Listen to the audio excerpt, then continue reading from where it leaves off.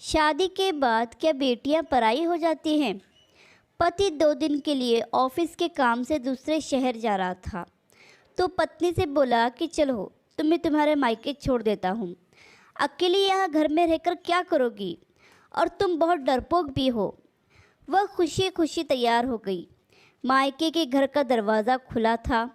माँ और बाबा बाहर बालकनी में बैठे खाना खा रहे थे, अचार और चटनी के साथ। हालचाल पूछने के बाद उसने अपने बाबा से कहा, आप तो कभी अचार और चटनी के साथ रोटी नहीं खाते, तो आज क्यों? बाबा ने कहा, बेटा जी कभी कभी खा लेनी चाहिए, इसका भी अपना अलग ही मज़ा है। उसने अपने पिता की आंखों में लाचारी देख ली थी। उतने में भाभी बाहर आई और चेहरे पर झूठी मुस्कान सजाए पूछने लगी, रहने आई हो? उसने खुश होते हुए कहा, भाभी मेरे पति 2 दिन के लिए दूसरे शहर गए हैं, तो मुझे यहाँ छोड़ गए।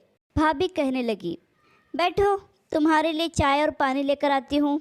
वह भी अपने माता पिता के खाए हुए बर्तन समेटने लगी और कहने लगी कि मैं भी भाभी की मदद कर देती हूँ और साथ ही भैया से भी मिल लूँगी। यह कहते हुए वह अंदर चली गई। बर्तन किचन में रख कर वो भाई के कमरे की ओर चल पड़ी, तो उसे भाई और भाभी की बातों की आवाज़ सुनाई दी। भाभी भैया से कह रही थी, तुम्हारी बहनें बिया कर तो गई हैं, लेकिन अम्मा बाबा की चौखट न छोड़ी अभी तक। जिसका भी दिल करता है मुंह उठाकर बच्चों समेत चली आती हैं।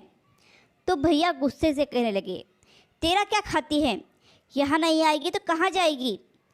तो भाभी ने भी दन दनाते हुए कहा, बस अब मुझसे नहीं होती तुम्हारे ख़ानदान वालों की सेवा। तुम्हारे माँ बाप को संभालती हूँ, उन्हें खाना देती हूँ, यही एहसान समझो। भैया और भाभी की बातें सुनकर वह सन्न रह गई।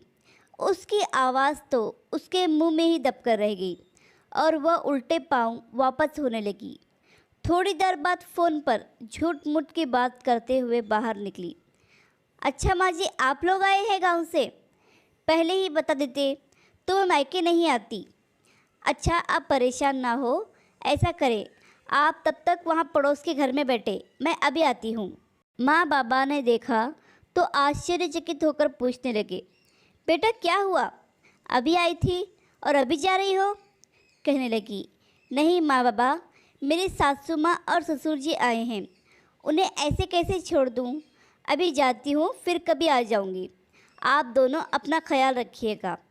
अपने आंसुओं को दबाते हुए वह अपने माता पिता से मिली और बोझल कदमों के साथ खुद को हौसला देते हुए अपने घर को वापस चली गई।